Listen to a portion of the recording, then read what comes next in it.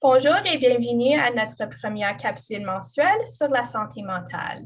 Chaque mois, nous allons afficher une nouvelle capsule sur notre page Facebook qui touchera divers sujets, ressources et informations en santé mentale. Je me présente Michelle Julina et je suis travailleuse sociale pour le Centre de santé communautaire de Timmins. Et aujourd'hui, le thème de notre capsule est le deuil. Alors, pour qu'on puisse en discuter de ça, nous avons un invité spécial, Lynn Carrière, avec nous pour offrir son expertise. Donc, Lynn est copropriétaire de la maison funéraire Le Sœur Stevens et elle est aussi consultante en deuil depuis 25 ans. Aujourd'hui, elle pourra nous fournir un petit aperçu de ses croisés services en deuil, ainsi que qu'est-ce qu'elle pourra offrir durant sa présentation sur le deuil qui va s'offrir avec le centre de santé le 23 mars. Nous allons pouvoir fournir plus d'informations sur ceci dans les prochaines semaines. Bonjour Lynn, merci d'avoir nous joint. Bonjour, merci. Parfait. Donc, pourrais-tu me dire à qui vous offrez vos services en deuil?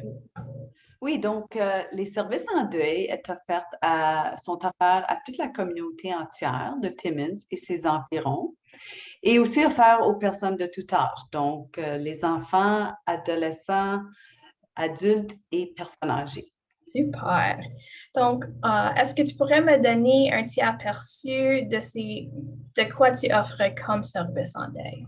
Oui, certainement. Donc, premièrement, j'offre un service d'appui en deuil par l'entremise de rencontres individuelles aux gens qui vivent une perte significative.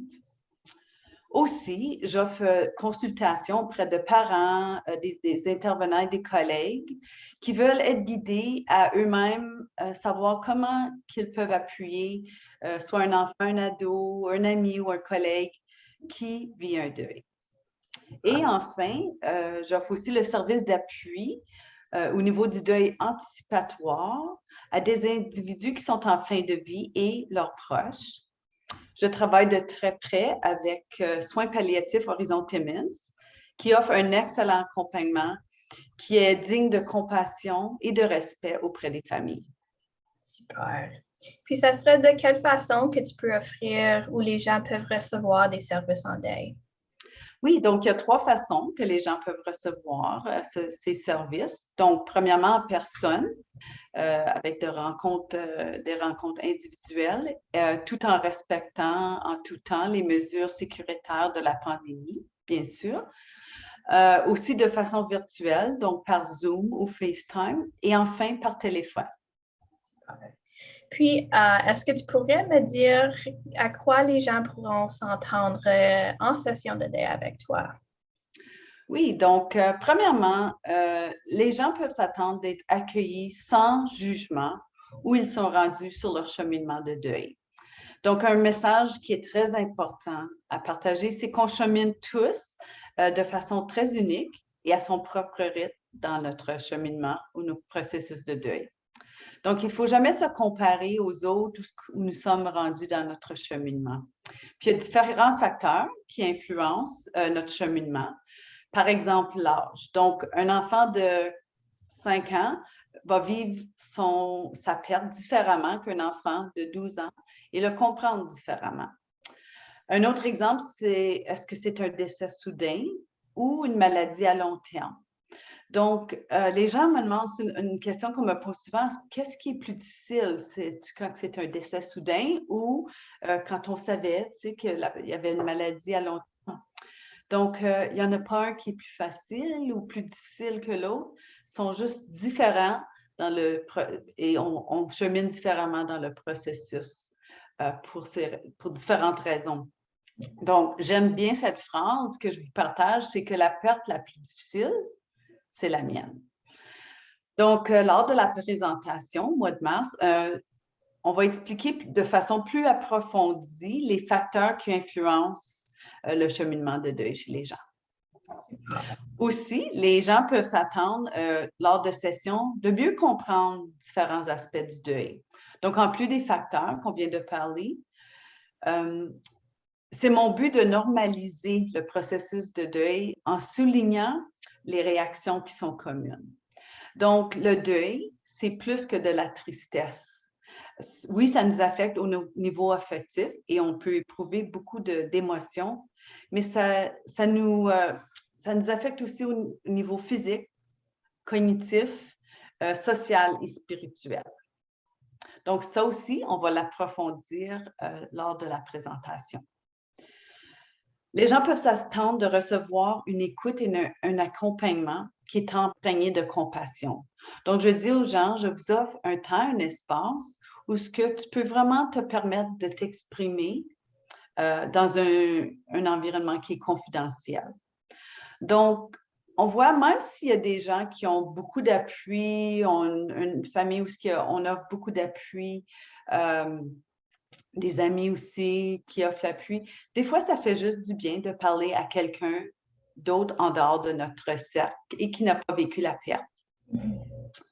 Et enfin, les gens peuvent avoir l'occasion d'explorer différents moyens d'honorer leur être cher. Donc, qui peut apporter guérison, particulièrement lors d'événements ou de journées spéciales.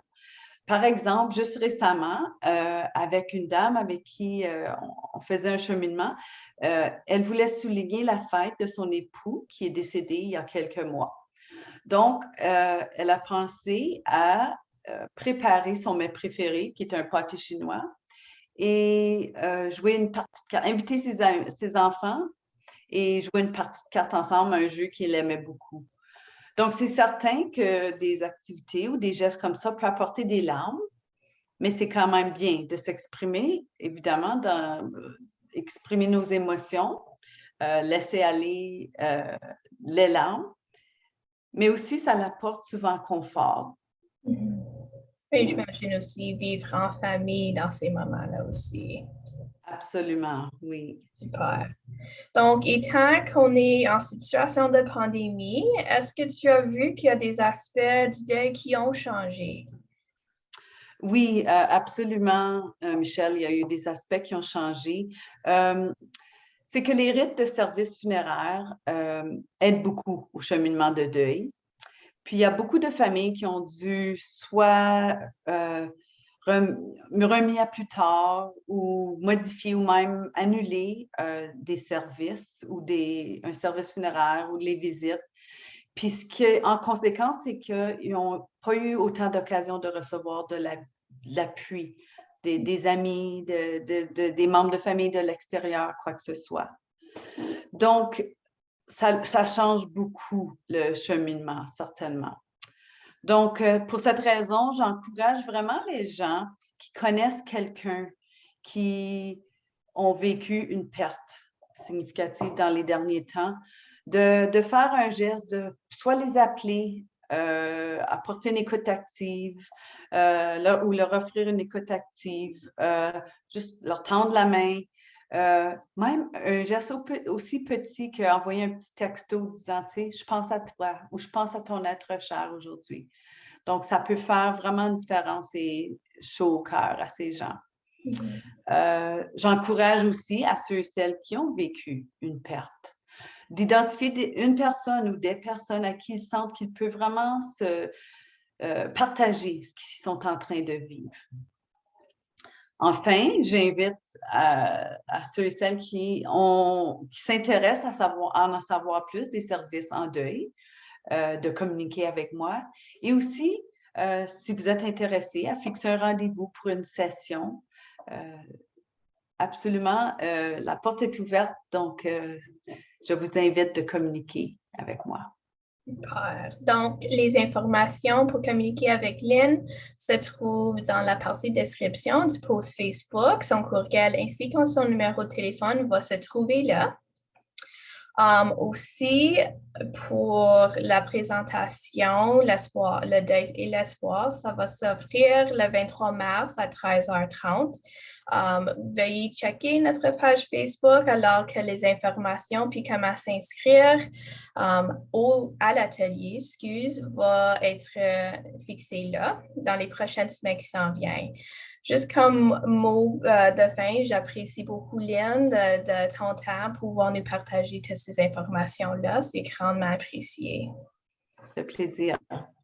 Puis comme dernière ressource, il existe un guide qui s'appelle Guide pour les personnes endeuillées en période de pandémie. Ça a l'air comme ça. Alors, ce guide, je vais mettre le lien pour avoir accès sur encore la description du post Facebook. Mais pour ceux et celles qui s'intéressent à la voir, c'est disponible en français ainsi qu'en anglais pour un petit morceau d'appui durant encore ces temps plus difficiles en pandémie. Puis c'est sur le site web Maison Montbourquet qui est une ressource pour ceux et celles qui sont endeuillés.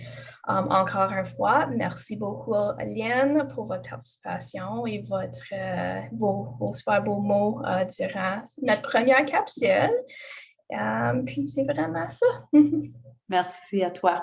Merci beaucoup, puis à la prochaine. Absolument. Salut.